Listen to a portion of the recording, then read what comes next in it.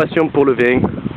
Ce que va nous expliquer monsieur Benoît Dutyran, viticulteur depuis des années. Bonjour monsieur Dutyran. Vous êtes là, bienvenue sur nos modèles Terre. Alors là, vous êtes en plein dans le vif du sujet, c'est-à-dire que nous sommes en train de sillonner mes terres en jachère que j'ai entièrement consacrées à la vinification. Alors monsieur Dutyran, qu'est-ce que le botrytis? Avant d'en arriver au botrytis, oui, il faut bien entendu, commencer à parler du raisin. Alors le raisin, qu'est-ce que c'est? C'est ça. C'est tout ce que j'ai à dire là-dessus. Alors ça se trouve par grappe. C'est en bande, il y a toujours un chef de grappe et le raisin mère. Alors le raisin mère, c'est le premier qui va porter ce botrytis justement. Alors qu'est-ce que le botrytis? Alors venez, approchez-vous que je vous montre. Alors bien entendu, ici ce sont des pieds et des plants qui ne sont pas tout à fait arrivés à maturation, bien entendu. Mais nous pouvons voir ici quelques bons exemples de botrytis, je vais vous le montrer immédiatement. Ah ouais, vous avez le matériel et tout. Je vais essayer de trouver un meilleur exemple, bon, parce que là, ils sont vachement blancs. Alors il y a plusieurs étapes, bien entendu. Le raisin, lorsqu'il il apparaît de la couleur blanche. Et de la couleur blanche, il va se faufiler vers le jaune et le vert. Un peu la couleur chocolat. Avant le chocolat, c'est avant le chocolat. Le chocolat, c'est autre chose.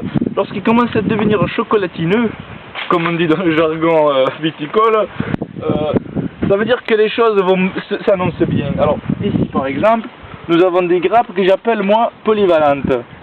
Ce sont des grappes qui contiennent plusieurs stades d'évolution du raisin. Alors ici vous voyez le raisin assez blanc, comme vous voyez ici, il est petit, il est jeune, il commence dans la vie. Il est encore blanc, il n'a pas encore compris exactement que c'est le noir, c'est le chocolat qui est le maître de tout. Regardez ma peau.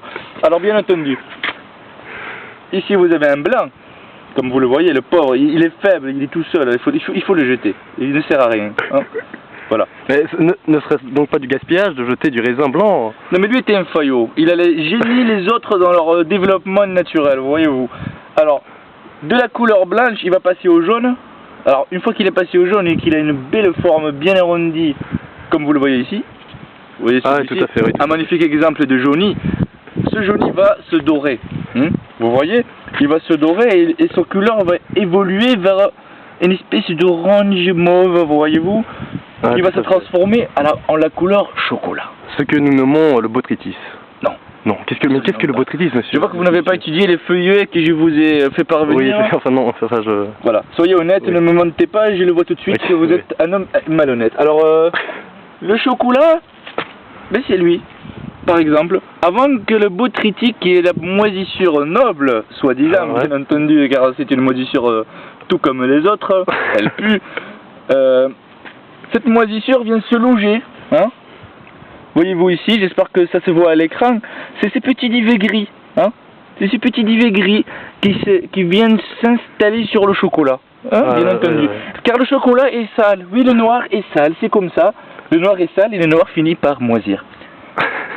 Et là, monsieur Dutyran, je vous remercie pour cette émission qui malheureusement touche à sa fin. Oui, laissez-moi travailler, j'ai donc encore beaucoup... Oui, effectivement, nous voyons qu'il y a énormément d'hectares ici sur le terrain. Comme les budgets ont été restreints cette année, je dois tout couper moi-même. Tout seul, effectivement. Alors comment je procède? Je coupe tout, et ensuite, ensuite je passe et je ramasse les botrytis.